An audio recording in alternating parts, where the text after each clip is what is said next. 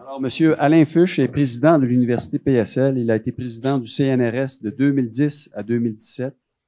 Avant cela, il a été directeur de l'École nationale supérieure de chimie de Paris. Il a présidé la division de chimie physique des Sociétés françaises de physique et de chimie. Il est également chevalier de la Légion d'honneur, officier de l'Ordre national du mérite et de l'Ordre national du Québec. Il est titulaire de l'Ordre du Soleil levant, étoile d'or et d'argent décernée par le gouvernement du Japon. Monsieur Fuchs est également membre de l'Académie Europea et Fellow de la Royal Society of Chemistry. Il est également docteur honorifique de l'Université du Québec à Montréal et a reçu un Alumni Award de l'École polytechnique fédérale de Lausanne. Alors, sans plus tarder, Monsieur Fuchs, je vous passe la parole. Merci beaucoup, Monsieur le recteur. J'ai des notes sur un petit carnet, vous voyez. Je voyage léger, donc je pense que je vais, si ça vous ennuie pas, m'asseoir sur cette chaise qui me permettra de lire plus facilement mes notes, voilà. Et je n'ai pas de projection PowerPoint. Je vous ai dit que je voyageais léger. Monsieur le recteur, merci pour cette introduction. Monsieur le scientifique en chef, cher Rémi, cher Denis Perrus et Jean-Pierre Vidal qui ont organisé ce très intéressant colloque. Chers collègues, merci tout d'abord pour cette invitation à réfléchir sur l'université du XXIe siècle. Ces moments de réflexion nous font du bien, je crois, parce que ils nous offrent la possibilité de lever un peu le nez du quotidien et d'échanger. Les échanges transatlantiques sont toujours très intéressants et ils le sont pour ce qui me concerne plus particulièrement lorsque je viens ici au Canada et surtout au Québec. Alors, en écoutant les conférences de mes estimés collègues, je me suis pris à penser que l'on en demandait décidément beaucoup à l'enseignement supérieur de nos jours. Au moins dans les pays, on va dire, scientifiquement développés. L'université a eu pendant longtemps pour seule fonction, et pas n'importe quelle fonction, que de transmettre des savoirs. Ça a été dit tout à l'heure très bien par Monsieur Giraldo. Les savoirs, quel type de savoir? Les savoirs constitués, on peut dire, institués, éprouvés, le socle, pourrait-on dire, des savoirs nécessaires à la formation de l'esprit dans une discipline donnée et dans diverses disciplines. Mais aussi des savoirs nouveaux issus de la recherche contemporaine, dans l'idéal de l'université Humboldtienne. Je suis content que vous ayez, M. Giraldo, mentionné Wilhelm von Humboldt, parce que je m'y réfère moi-même très souvent. Dans cet idéal de l'université Humboldtienne, l'étudiant est formé au plus près des savoirs en train de se constituer. Donc des professeurs qui réalisent ces recherches. Vous l'avez souligné vous-même, c'est un moment extrêmement important dans l'histoire de l'université dans le monde, puisque vous l'avez souligné avant cela en quelque sorte, et dans certains pays après cela aussi, puisque tout le monde n'a pas suivi le modèle humboldtien. La recherche n'est pas considérée comme faisant partie des prérogatives de l'université. J'ai été intéressé par le transparent que vous nous avez montré, la slide que vous nous avez montré, M. Giraldo, dans lequel vous voyez, c'est une chose que je ne savais pas, je ne sais pas tout sur le Québec et sur le Canada, on voyait que les départements ministériels, recherche et formation et enseignement supérieur étaient séparés. Eh oui. C'est pas toujours comme ça, oui. Enfin, quand même, c'est une résurgence intéressante, enfin, d'une certaine façon de penser. Alors, peut-être pas, en fait, mais je n'en sais rien. J'extrapole. Je me suis dit que c'était peut-être une résurgence, une certaine façon de penser que, à l'université, on forme et la recherche se fait ailleurs. Je dis ça parce que chez moi, dans mon pays, le modèle d'université qui s'est développé au XIXe siècle, pas le modèle humboldtien, mais le modèle de l'université impériale napoléonienne, où effectivement l'université enseigne, est le lieu où l'on enseigne les savoirs institués, où on fait ce qu'on appelle l'université a le monopole de la collation des grades. J'entends encore de temps en temps des gens dire, oui, la collation des grades. Je vois aussi des gens prendre leur dictionnaire ou prendre leur... Qu'est-ce que ça veut bien vouloir dire, la collation des grades? Bon, ça c'est une vieille histoire. Et la France, au 19e siècle, et puis un peu plus tard, a véritablement développé un modèle où la recherche se fait ailleurs, continue à se faire ailleurs. Et alors, l'anecdote sur le plan ministériel, nous avons aujourd'hui, je suis bien d'accord, Rémi, ça change aussi. Bon, voilà. Enfin, aux dernières nouvelles que j'ai prises ce matin de la France, enfin, il semble que ça n'avait toujours pas changé, on a un ministère de l'enseignement supérieur et de la recherche. Ah oui, quand même, c'est bien. Oui, mais alors en dessous, on a des directions générales. Je ne mens pas. Il y a une direction générale de l'enseignement supérieur et de l'insertion professionnelle. Ça change tout. C'est le fait d'avoir mis ça. Bref. Et puis, il y a une direction générale de la recherche et de l'innovation. Et voilà. Et voilà. Et nous y sommes. On continue. Ça, c'est quand même assez frappant. La présence, la rémanence, la présence de l'histoire est extrêmement forte. Et dans un pays qui a, comme la France, qui a résisté à cette idée qu'on pouvait à l'université faire de la recherche, on continue, alors qu'aujourd'hui, tout ce qui se fait dans nouvelle organisation de l'enseignement supérieur en France, tout ce qui se fait va dans le sens du rapprochement, de la formation par la recherche, etc. On continue à avoir au sein d'un même ministère, certes, mais deux secteurs qui se parlent très peu et qui sont consacrés à l'enseignement supérieur d'un côté, à la recherche de l'autre. Voilà pour Humboldt et voilà pour les organisations ministérielles. Mais aujourd'hui, ce qu'on demande à l'université, puisque là, je disais, à l'université, on lui demandait de transmettre les savoirs, ce qui est déjà quand même pas mal. Hein. Mais aujourd'hui, on demande à l'université de se soucier explicitement de l'insertion professionnelle de leurs étudiants. Ce n'était pas un problème, ce n'était pas une question avant la massification de l'enseignement supérieur, puisque on y était jugé raisonnable que le fait d'être à l'université suffisait pour, etc. Ça, c'est plus le cas. On demande aux universités de valoriser les résultats de ces recherches, en contact avec le milieu socio-économique. On parle, vous le savez, des missions d'innovation, quoi que ça puisse vouloir dire. En réalité, il s'agit de participer au développement économique. Ça a été bien dit tout à l'heure dans les conférences précédentes. On parle aussi d'économie du savoir, enfin, etc. Et puis, on demande à l'université de se soucier de son insertion dans son environnement, de rendre des services aux communautés, les community services à l'anglo-saxonne, de mener des recherches participatives, on en a parlé, Rémi en a parlé tout à l'heure, voilà, et puis on trouvera encore d'autres missions que l'on cherche à imposer ou que l'on souhaite voir, qu'on souhaite que l'université se saisisse. Donc l'université doit être aujourd'hui globale, bon, voilà, mais aussi elle doit également être locale, on vient de le dire, il faut qu'elle soit à la fois visible internationalement et à la fois insérée dans son milieu. Bon, elle doit à peu près tout faire. Bon, c'est absolument passionnant, bien sûr, puisqu'il s'agit là de placer l'université dans une position très centrale dans la vie sociale, culturelle, économique d'un pays, c'est bien. Mais on peut dire au passage qu'on s'éloigne à tire d'aile de l'image de l'université isolée dans sa tour d'ivoire, qui est un peu un cliché malgré tout, hein, mais quand même, voilà, on est bien loin de cette image-là. On demande vraiment à l'université d'être au centre de l'ensemble de la vie sociale, culturelle, économique d'un pays. Bon.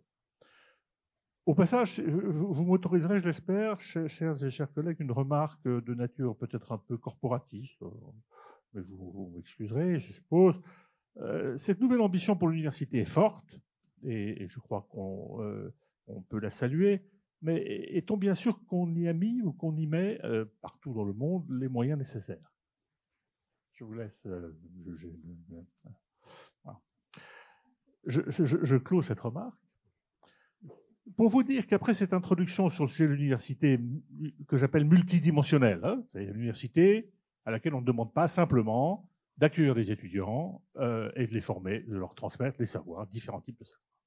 Et dans une dimension, dans une acception, on peut le reprendre, souvent effectivement très disciplinaire. Ce que je voudrais partager avec vous, c'est la conviction suivante, liée à cette image, à ce concept de multidimensionnalité, de l'université à laquelle on demande énormément, hein, beaucoup plus qu'avant. Je voudrais partager avec vous la conviction suivante, qui est que ce que l'université a de mieux à faire, selon moi, c'est de préparer ses étudiants à se confronter à la complexité du monde. C'est une proposition que je vous fais, qui nécessite d'être débattue, si vous pensez que cela le mérite.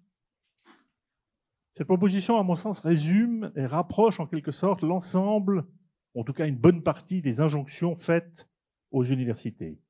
La question de l'innovation, la question du global versus local, c'est, à mon sens, tout simplement la complexité du monde qui est au centre de toutes ces préoccupations.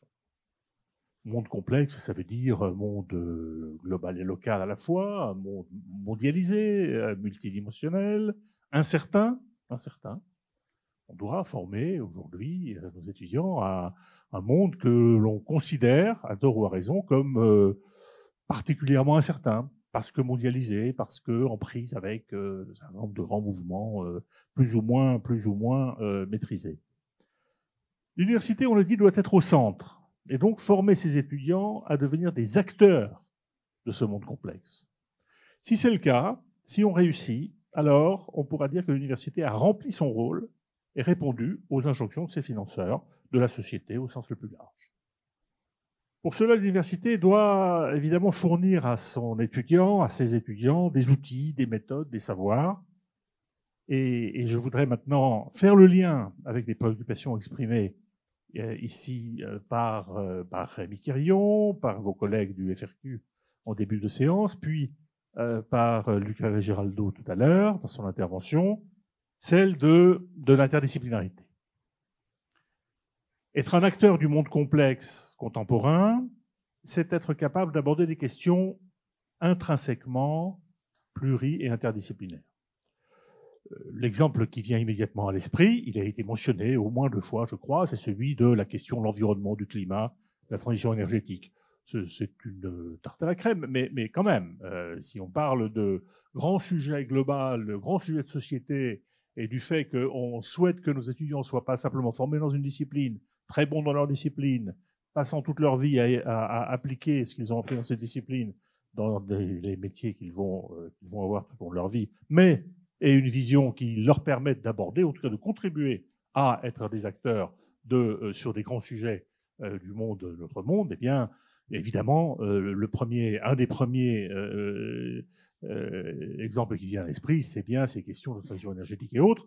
Donc, pas nécessairement parce que tout le monde va travailler sur ce sujet, mais parce qu'il n'y a pas plus interdisciplinaire que cette question-là, et que cette question du climat, de transition énergétique, etc., va impacter dans l'avenir, on peut dire probablement l'ensemble des activités de nos étudiants, de nos futurs diplômés, quel que soit leur emploi. On leur demandera d'être des acteurs positifs en termes d'action environnementale, d'action écologique, etc.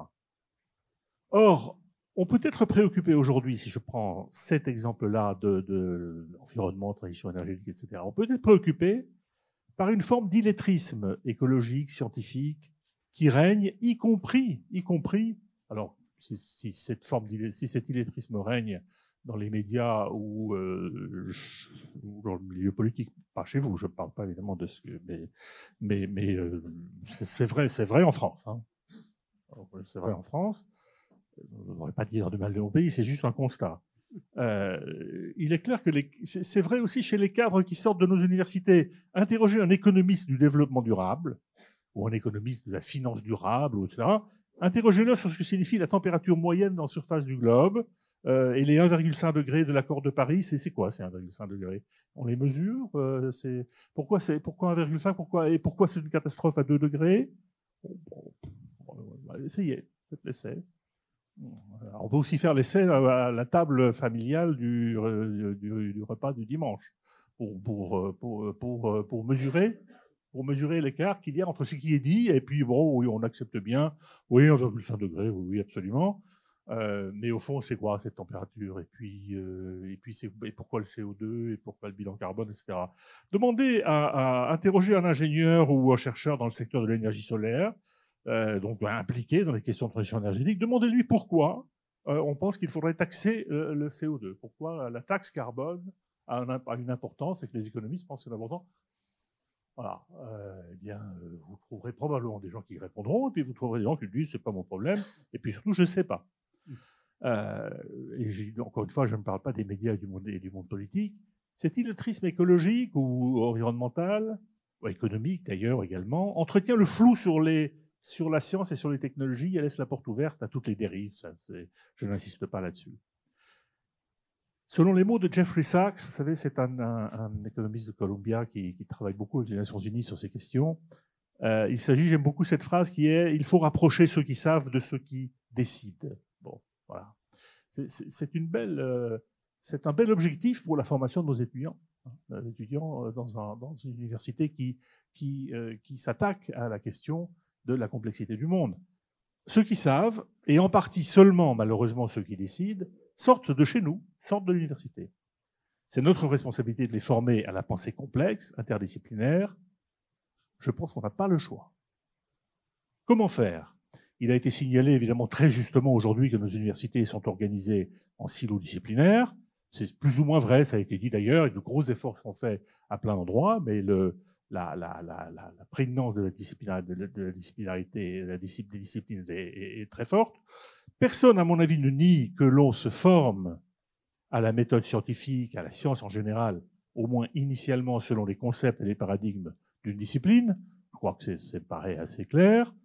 On commence bien comme cela. Mais l'enfermement a aussi et peut-être surtout pour origine l'existence de départements disciplinaires. C'est pas tout à fait la même chose. Vous l'avez bien souligné, je crois.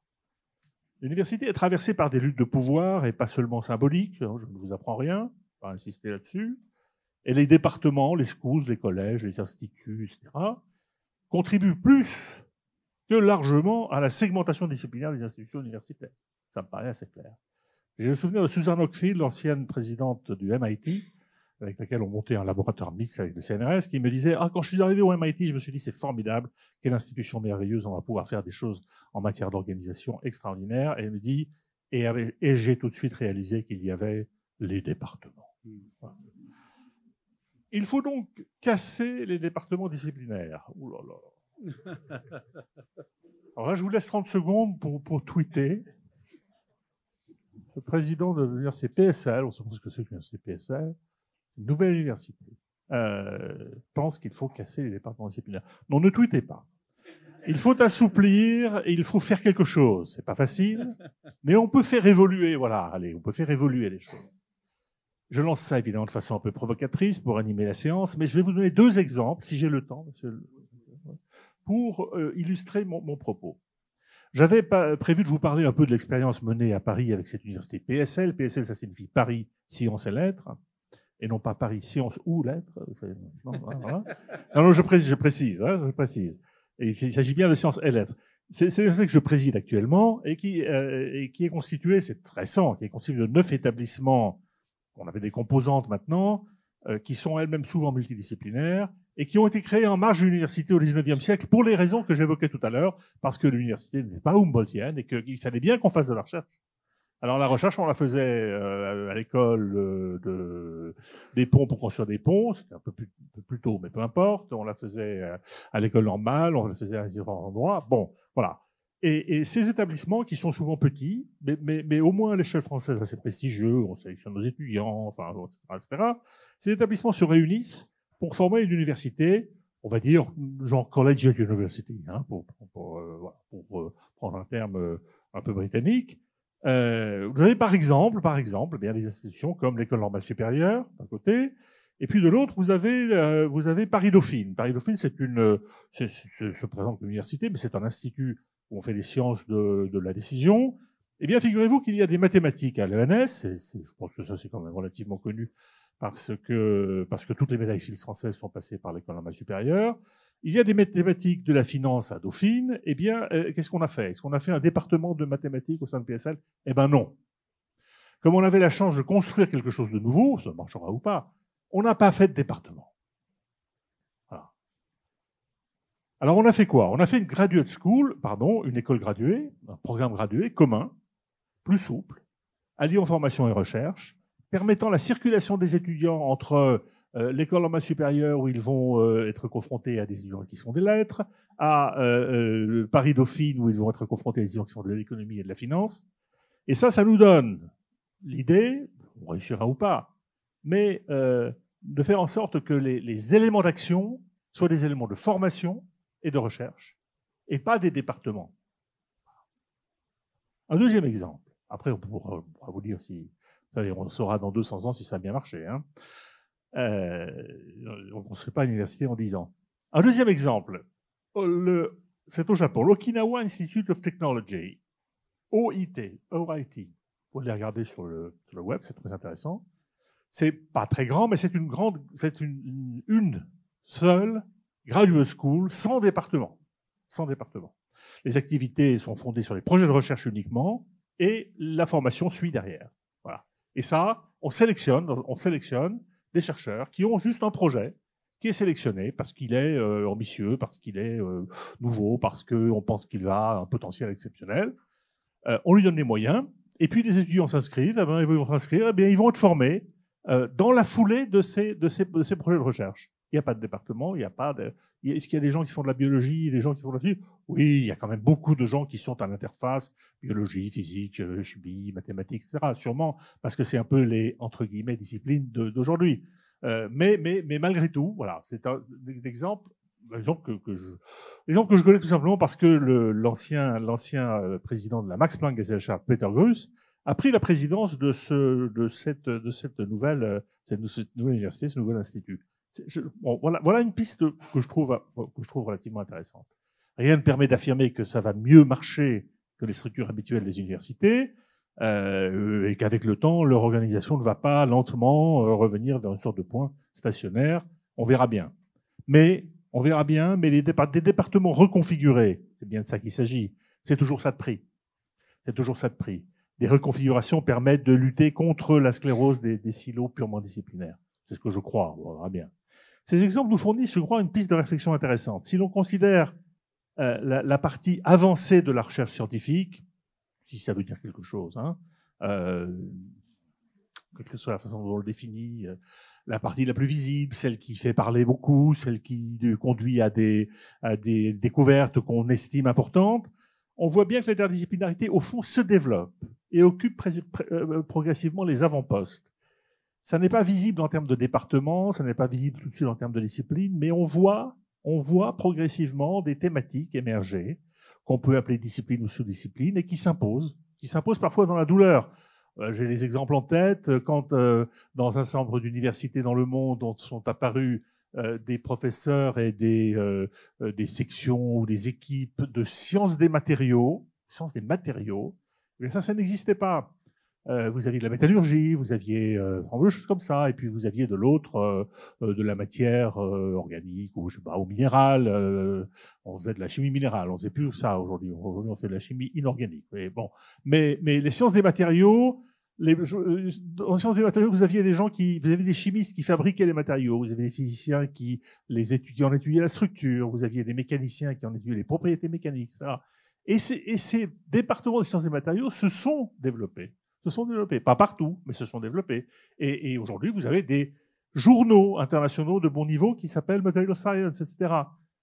J'ai le souvenir, puisque vous avez dit, vous aviez combien, 45 ans, à peu près pareil d'expérience dans le milieu. J'ai le souvenir du début de l'apparition de ces professeurs de sciences des matériaux, où on disait, bon, les matériaux, c'est pas une discipline. Les matériaux, c'est pas de la science. Plus tard, récemment, on dira, oh, les sciences de l'environnement, c'est pas une science. J'ai entendu ça à l'Académie des sciences en France. Sciences de l'environnement, et l'écologie, encore pire, évidemment. Ne dites pas écologie, s'il vous plaît. Ne considérez pas que l'écologie, pourquoi pas l'astrologie pendant que vous y êtes. Donc, il apparaît quand même progressivement. C'est important. Je vais m'appuyer sur un exemple qui est un exemple local chez moi, puisque j'avais dit que je partais un tout petit peu, non pas pour en faire un exemple, mais parce qu'on parle le mieux de ce qu'on connaît. Il se trouve que c'est un bel exemple, c'est celui de la matière molle. Un savant aujourd'hui disparu qui s'appelait Pierre-Gilles de Gennes, qui a eu le prix Nobel de physique d'ailleurs, mais il aurait pu avoir le prix Nobel de chimie ou d'à peu près n'importe quoi, même de la paix, je pense, était un esprit extrêmement brillant. C'était un physicien à l'origine, et même un physicien du solide, qui progressivement s'est intéressé à ce qu'il appelait des solides fragiles.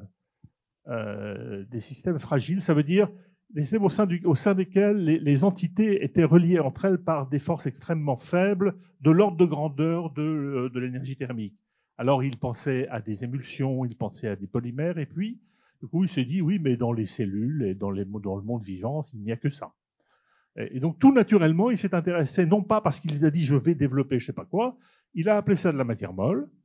Et puis, évidemment, les physiciens rigolaient, genre là aussi des souvenirs, le congrès de la Société française de physique, matière molle, bon, les objets fragiles, moi, ma céramique, si je la laisse tomber par terre, elle se casse, donc c'est un objet fragile. Et finalement, il y a aussi eu l'effet Nobel, parce que quand Pierre Gilles de Gennes a eu le prix Nobel, tout le monde s'est tu. Je dis, ah oui, c'est quand même vachement intéressant. Il y a des journaux qui se sont développés. Soft Matter est un journal extrêmement important. Et donc, on voit qu'à un certain nombre d'endroits, donc mon idée est la suivante. Repérons les endroits où il y a des personnes qui développent de l'interdisciplinarité radicale, en quelque sorte, et qui, en général, sont très contents de rester dans un département bien au chaud. Hein. Sauf qu'on voit on peut repérer qu'ils sont en train de développer quelque chose qui est susceptible de transcender les silos disciplinaires. Et donc, si on fait ça, on peut faire, comme je le disais pour l'Okinawa Institute of Technology, on peut faire, et c'est ce que nous essayons de faire à l'université PSL, parce qu'on peut le faire grâce au fait qu'on a ces institutions-là, et on a, je ne dis pas qu'on peut faire ça partout, certainement pas. Nous, on le fait parce qu'on a les moyens de le faire. L'idée, c'est qu'en se fondant sur ces collègues qui sont en train de faire des choses extrêmement nouvelles, si derrière, dans des écoles graduées, on embarque les étudiants et on les forme au plus près de cette recherche en train de se faire, alors là, je crois que on a la chance d'instaurer quelque chose qui ne sera pas du top-down en français, mais qui sera quelque chose comme l'ébauche d'une évolution, d'une restructuration de quelques silos disciplinaires. Il faut être modeste, on ne peut pas faire ça partout. On est sûrement il faut le faire dans les cadres où c'est possible, soit parce qu'on invente une nouvelle institution, ce qui est le cas de PSL, c'est pas facile, c'est dans la douleur. Je crois que c'est bien de temps en temps de sortir un peu quelques jours. C'est souvent contre l'esprit du temps. Oh là là, quand même. C'est quand même mieux de prendre... Vous savez, le système français de l'enseignement supérieur est très morcelé de 50 ans. Alors, réunir des facultés qui, autrefois, étaient ensemble et les remettre ensemble à l'université, c'est très bien. Il fallait le faire, mais parfois, on a tendance à dire que ça suffit. Il ne faut peut-être pas aller au-delà. Donc, on est en but à des critiques, hein, et puis on réussira peut-être pas. Mais j'ai essayé de décrire là, je ne sais pas si j'ai été clair, mais j'ai essayé de décrire là une piste qui permettait de s'appuyer sur des dynamiques interdisciplinaires en cours pour envisager de coupler fortement formation et recherche et donc de se sortir un tout petit peu des silos disciplinaires. Voilà. Je conclurai en disant que l'université du XXIe siècle est aujourd'hui résolument sollicitée, convoquée, on peut dire, pour intervenir au cœur de la vie sociale, culturelle, économique de la cité et du monde. Je crois qu'il faut s'en féliciter et affirmer que nous sommes effectivement en capacité de former nos étudiants à se confronter et à être des acteurs du monde complexe, changeant et instable dans lequel nous vivons, parce que je pense que c'est fondamentalement ça que l'on attend et que personne ne le fera à notre place. Dans ce contexte-là, avec ces objectifs, je pense qu'on peut faire bouger les choses. Je crois que la balle est dans notre camp. Notre organisation en département disciplinaire est susceptible de bouger. Je ne vois pas... les évolutions sont lentes dans le milieu universitaire pour des raisons évidentes. Il faut 4 ans, 5 ans pour former un étudiant, plus parfois, si vous allez jusqu'au doctorat. Donc voilà, ça se chiffre en décennies et c'est parfaitement normal. On peut l'expliquer. Il faut l'expliquer à nos tutelles. Je crois que les étudiants nous suivent. Et nous suivront sur ce chemin. Encore une fois, la balle est dans notre camp, mais l'université au cœur du système, je crois que c'est ce qui peut nous arriver de mieux finalement, plutôt que d'être rejeté dans un coin à continuer dans une tour d'ivoire à finalement enseigner les savoirs bien constitués. Bon, l'avenir est à nous et je veux dire quelque chose que j'aime bien dire quand je suis en Amérique du Nord, parce que quand je suis en France, je suis optimiste. Voilà.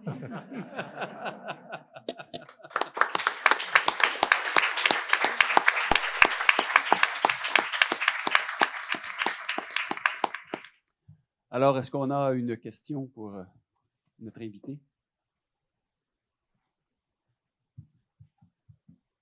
Oui.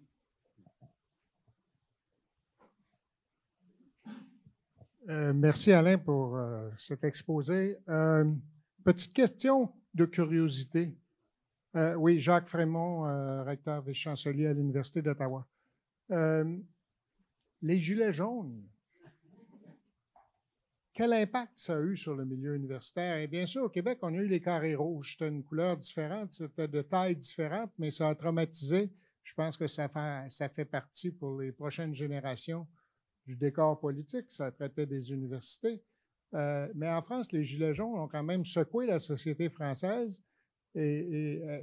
Comment ça a été, comment les universités ont réagi et comment les universités étaient-elles perçues par ce mouvement populaire?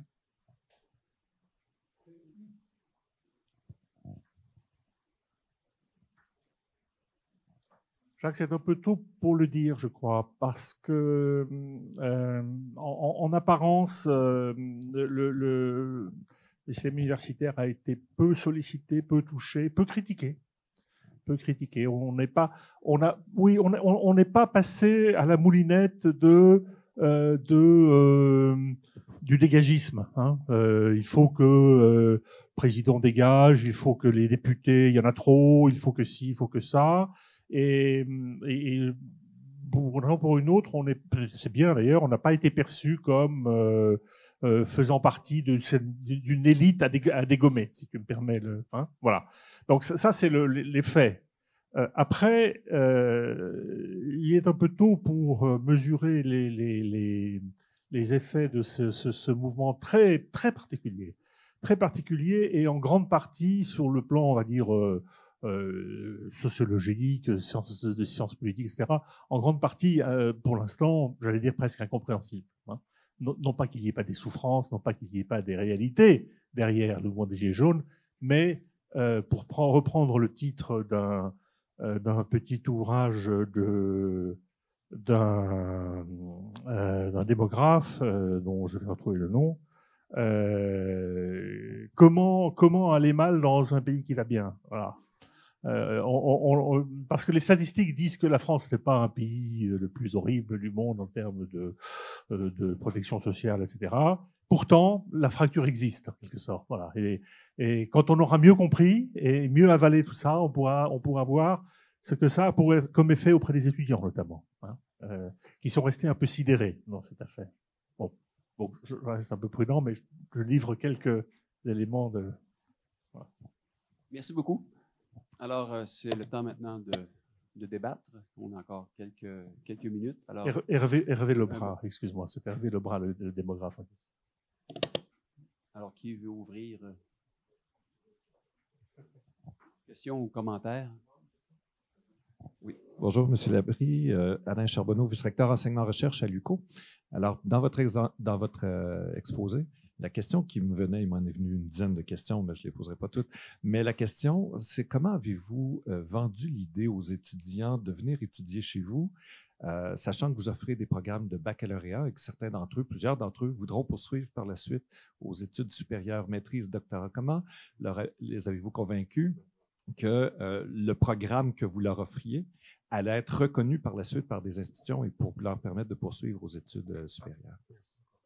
Alors, on n'a pas d'étudiants encore, les programmes de baccalauréat n'ont pas encore été approuvés, mais dans la demande d'approbation des programmes de baccalauréat, on a fait l'étude justement des débouchés possibles, soit sur le plan du travail ou sur le plan d'études supérieures aussi, en identifiant des programmes où il y a une espèce de correspondance ou de passerelle possible Alors, notre optique, c'est aussitôt que les programmes de baccalauréat sont approuvés, de faire les demandes d'approbation du programme de deuxième, troisième cycle. Et c'est à la fois pour les étudiants, mais aussi pour le recrutement des professeurs, puisqu'on ne veut pas prendre le risque d'être perçu comme une université de premier cycle trop longtemps, ce qui nous empêcherait de recruter des professeurs. Je pense qu'un des objectifs qu'on s'est placé dès le début, c'est d'être une institution d'excellence, parce que pour les francophones de la région qui sont dans un écosystème où il y a plusieurs autres universités aux alentours, dans la même région, 13 universités, dont certaines universités de niveau mondial, si on n'a pas le niveau d'excellence, il n'y aura pas de demande non plus de la part des étudiants. Alors, on s'est fixé cet objectif-là, et ce qui veut dire des programmes de deuxième, troisième cycle et de la recherche qui arrive le plus tôt possible. Oui, dans l'analyse qu'on a fait. Maintenant, l'évaluation va nous dire si on a raison ou pas, parce que ça va être fait par des pairs. Merci. Ils sont parfaits pour l'INRS, vos étudiants. Oui. Mais je pense on a identifié certains programmes. Oui, voilà. Oui, bonjour. Olivier Riffon, je suis professeur en éco-conseil à l'Université du Québec à Chicoutimi. L'éco-conseil, ça se veut une transdiscipline. En fait, on essaie de montrer à nos étudiants, puis dans nos recherches, on essaie de mobiliser justement des savoirs de différentes disciplines autour d'enjeux complexes et multidimensionnels. Je posais la question aux trois. Vous nous avez présenté chacun des modèles vraiment inspirants, pertinents, nécessaires, je pense, d'universités ou d'institutions qui fonctionnent vraiment différemment. Puis vous avez eu la chance, je pense, d'imaginer puis de créer ces modèles-là, en fait, from scratch, comme on dit en bon français. La réalité, c'est que la plupart des institutions ont déjà des structures disciplinaires, puis on est pris avec des modèles qui limitent un peu l'innovation. En tout cas, il y a des freins à l'innovation, certainement. J'aimerais ça vous entendre, les trois, peut-être sur la question, est-ce que les modèles que vous présentez sont solubles dans les structures? Donc, est-ce qu'on peut imaginer ajouter des expériences, profiter de vos expériences, en fait, pour faire des expérimentations dans les structures actuelles? Sinon, mais on sait qu'il y a d'autres possibilités. Vous avez amené des pistes comme les départements interdisciplinaires où il y a des centres de recherche interdisciplinaires. Mais est-ce que vous avez d'autres pistes, d'autres propositions pour faire évoluer les structures actuelles, pour imaginer peut-être des structures innovantes, mais vraiment en partant de ce qui existe déjà? Question complexe et large, là, mais ouvrons le débat. J'ai le micro, je pourrais peut-être commencer. Nous, on n'a pas imaginé de structure, justement. On est parti de programmes, un peu comme d'autres modèles qui ont été énoncés ici. Je ne sais pas si ce sera viable à tout jamais. On me posait la question hier, est-ce qu'il n'y aura pas des structures qui vont se créer prochainement, de la même façon qu'à l'UQAM, je pense à l'origine, il y avait une façon nouvelle d'envisager l'interdisciplinarité, mais elle existe toujours, mais les départements sont apparus entre-temps et qu'ils n'étaient pas prévus, d'accord? Et bon, on risque peut-être ça. On est peut-être à une autre époque aussi où c'est peut-être envisageable de maintenir des espaces de collaboration et d'interdisciplinarité sans structure départementale. Comme les collègues disent, ce n'est pas nécessairement les disciplines qui posent problème, mais les départements aussi. La question est évidemment très très pertinente et on n'a pas de leçon à donner à qui que ce soit. Je crois que vous avez bien compris qu'on essayait à partir de l'existant de se dire est-ce qu'on n'est pas dans une situation favorable où on peut essayer de développer quelque chose d'un peu nouveau qui si tout va bien, peut être un peu inspirant.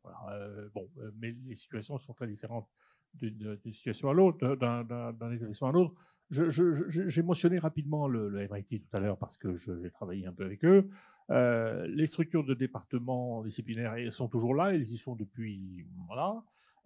Mais eux sont parvenus, parce que le MIT est toujours quand même extrêmement actif et ils en font très bien, est parvenu à entre guillemets, à passer un peu au-delà de leur lourdeur. Alors ça, c'est une autre façon de faire, hein. C'est-à-dire qu'ils ont créé des actions, des initiatives. Initiative sur l'énergie. Énergie initiative, c'est transversal. Et ils y ont mis énormément d'argent. Voilà. C'est évidemment le marteau pour tuer une araignée. Mais le message du coup vient du haut. Il est très clair. L'argent sera là, en quelque sorte. Ça laisse entendre l'argent sera là. Un. Deuxièmement, quand des industriels arrivent et veulent passer un contrat avec le MIT parce que c'est très prestigieux, je pense à une grande entreprise française, mais très internationale, dans le domaine de l'énergie fossile, qui préfère largement mettre 2 millions de dollars au MIT plutôt que de se préoccuper de savoir s'il n'y aurait pas un petit peu de recherche en France qui ferait la même chose. Mais je vous n'avais pas du tout imaginé de quelle entreprise il s'agissait. Eh bien, quand ils arrivent là, ils sont guidés vers l'énergie initiative. Donc du coup, ça fait réfléchir. Oh, l'argent est là, donc on va commencer à aller voir le voisin pour demander, voilà, c'est pas très futé, c'est brutal. Il faut beaucoup d'argent, il faut beaucoup de volonté. C'est une façon top-down. Moi, je pense que dans nos universités qui sont souvent moins riches, hélas, la réussite viendra plutôt à l'inverse d'initiatives s'appuyant sur l'expérience locale d'initiateurs, en quelque sorte. D'initiateurs, comme j'ai dit tout à l'heure, de grands chercheurs qui ont un peu une aura et qui entraînent avec eux des évolutions des départements. Et d'une façon ou d'une autre, quand je vous disais qu'on fait une graduate school au lieu de faire un département, on pourrait très bien nous rétorquer que le futur département chez nous, c'est la graduate school. Voilà. Ouais. Je pense qu'il faut veiller, on peut veiller après, une fois que les choses ont un peu bougé, se sont un peu assouplies, à justement garder cet assouplissement et le faire évoluer.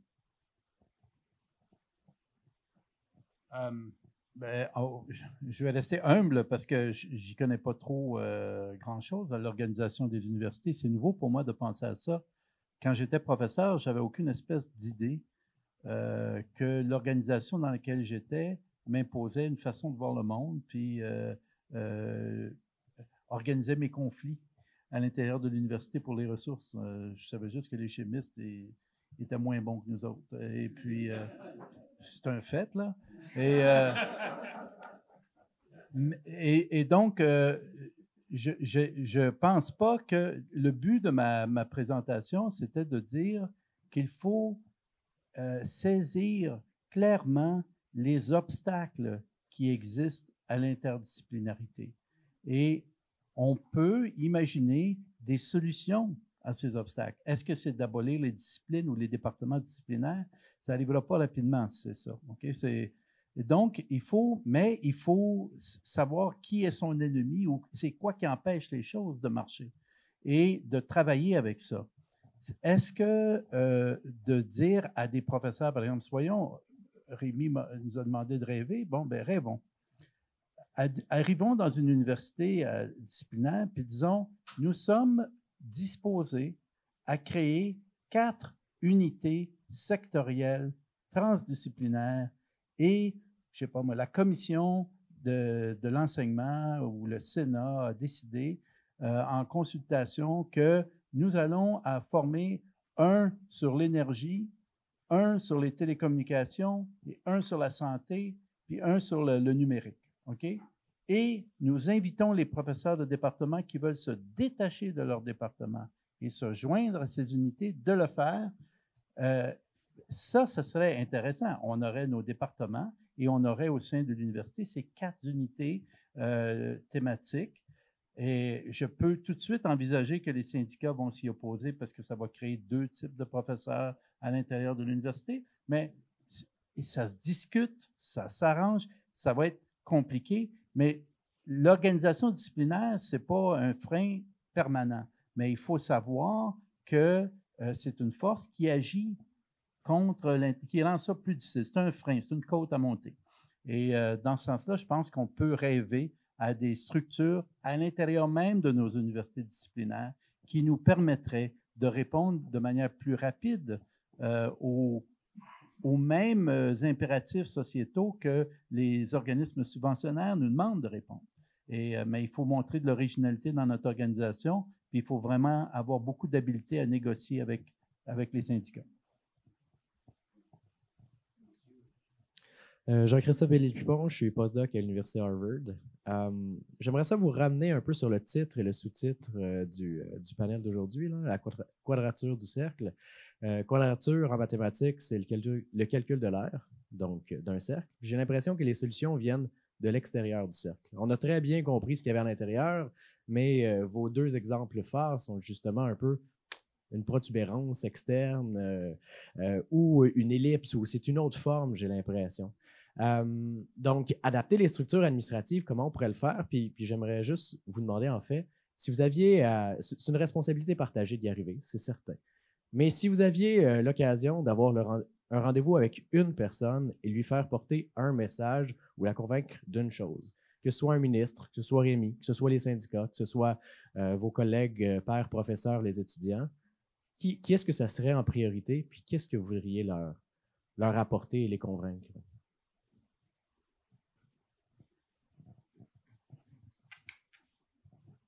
On arrive à la fin. Il y a une autre question, peut-être la prendre puis répondre pour l'ensemble. Si vous pouvez vous approcher, on va faire chacun la moitié du chemin.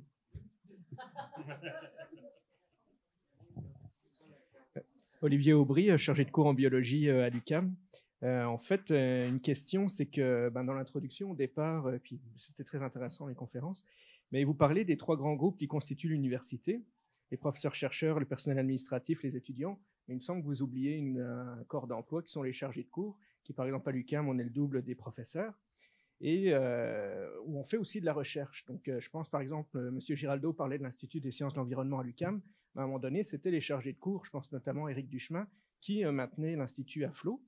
Et on parle aussi des départements, c'est aussi une intégration, parce que les départements, c'est des départements de professeurs, mais on pourrait voir aussi justement comment intégrer les autres corps d'emploi, notamment les chargés de cours pour l'enseignement, dans les départements. Donc on parle du financement pour l'enseignement, mais aussi on a aussi notre place, nous, pour la recherche. Merci. OK. La première est plus facile.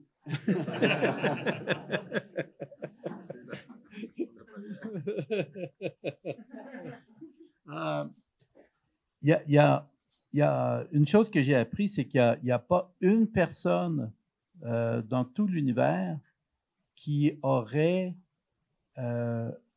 l'influence et la force, que ce soit le ministre de l'Éducation et de l'Enseignement supérieur ou le scientifique en chef, de faire bouger l'université dans une direction, certainement pas une rectrice ou un recteur.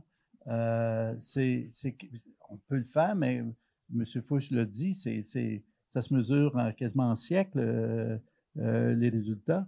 Donc, c'est sur le long terme.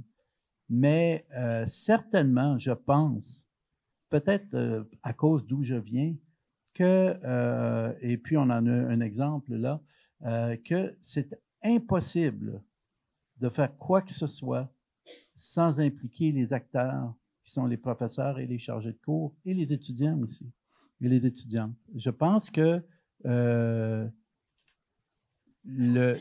si j'avais une chose à leur dire, ce serait d'essayer de les sensibiliser aux contraintes et aux opportunités qui sont possibles à cause de la structure dans laquelle ils sont et de les amener eux-mêmes à vouloir en changer la structure. Et je pense que si les professeurs, les chargés de cours, les étudiantes, les étudiants veulent changer l'université, ça a plus de chances de réussir que si un recteur ou une rectrice veut les changer ou un ministre.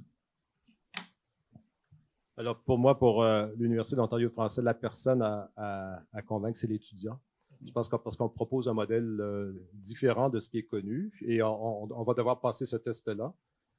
Et on sait que ce n'est pas tous les étudiants qui veulent fréquenter ce genre d'université-là. Il y a des étudiants qui veulent faire un cours en génie et s'ils veulent le faire en français, on va leur dire que l'Université d'Ottawa offre le programme de génie en français. Nous, on ne sera pas en mesure de l'offrir avant plusieurs décennies sûrement.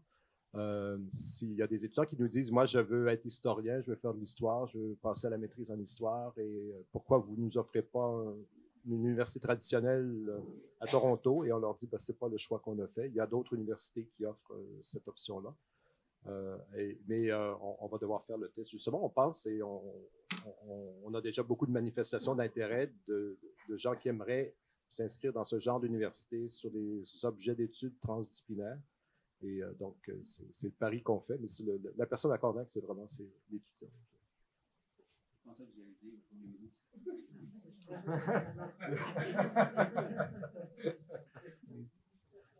Moi, je ne sais juste pas qui il faut convaincre. Oui. Mais on essaye. Alors, on tient des discours comme, c'est un peu des slogans, hein, c'est dire l'université n'est pas une dépense, c'est un investissement. Ça, c'est toujours bon à le dire à qui que ce soit. Ça peut commencer par sa concierge et ou par le marchand de fruits et légumes. Ou le gilet jaune dans la rue. Mais ça, il faut faire un peu attention de ne pas prendre un coup au passage. Donc, c'est ça, enfin, fondamentalement, c'est ça. Et puis, le corollaire, c'est vous n'y arriverez pas sans nous. Non. Mais on crie un peu dans le désert en faisant ça, évidemment. Mais bon, voilà. Je pense que c'est quand même ça la réalité. Alors, à qui le dire moi, je le dis à vous, hein, voilà. Alors, il y avait d'autres mains levées, mais c'est tout le temps qu'on a. Je laisse le mot de la fin à M. Rémi Quirion. Oui, seulement deux commentaires. Premièrement, merci beaucoup. Et je pense qu'Alain a mentionné ou donné l'idée là, de ce que j'appellerais peut-être des agents de changement. On va peut-être identifier des personnes dans l'université qui veulent peut-être faire des choses un peu différemment. Ici, pour nous, je dirais là, que notre cheval de Troie, ce sont les audaces, les dirigeants des programmes audaces. On en a quelques-uns dans la salle ici. Et ils pensent différemment, ils voient des choses différemment. Ils ne sont pas associés à une faculté ou à un département, ils sont très, très multidisciplinaires. Donc, avec ces gens-là, peut-être qu'on va arriver à des petits changements dans les universités. Donc, on veut multiplier ce genre d'audacieux-là un peu partout au Québec pour peut-être ça va amener les collègues, encore plus que les recteurs. C'est pas au niveau des recteurs que c'est plus compliqué. C'est souvent au niveau des collègues autour de la table qui ont plus de réticence, mais quand ils voient le type de recherche que ça peut donner, les résultats que ça peut donner, de plus en plus, on fait des envieux, je pense. Et ça, c'est très positif. Donc, c'est la stratégie qu'on a utilisée, nous, à date. Et ajouter aussi que c'est pas tout ce qu'on finance, loin de là. Luc Alain l'a mentionné au point de départ, mais ça donnait peut-être l'impression des fois que tout ce qu'on veut financer maintenant, c'est du dirigé. C'est pas ça. 80% des financements que l'on donne ne sont pas dirigés du tout, là. On finance encore de la religion, de l'archéologie, etc., etc. Et ça doit rester aussi. Cette base-là est très, très importante. Dernier point, Jean-Christophe a posé une question, mais j'aimerais bien là, que plusieurs étudiants qui sont peut-être plus à l'arrière de la salle interviennent. On est là pour vous ici, là, genre de réflexion que les collègues ont eue. Est-ce que ça vous interpelle? Pas du tout. Ça vous laisse indifférent? C'est important pour nous de savoir ça aussi. Donc, n'hésitez pas à interagir, à poser des questions. Merci. Merci. Alors, félicitations à nos conférenciers. Alors, on fait une pause de 10 minutes et on revient pour la suite. Merci beaucoup.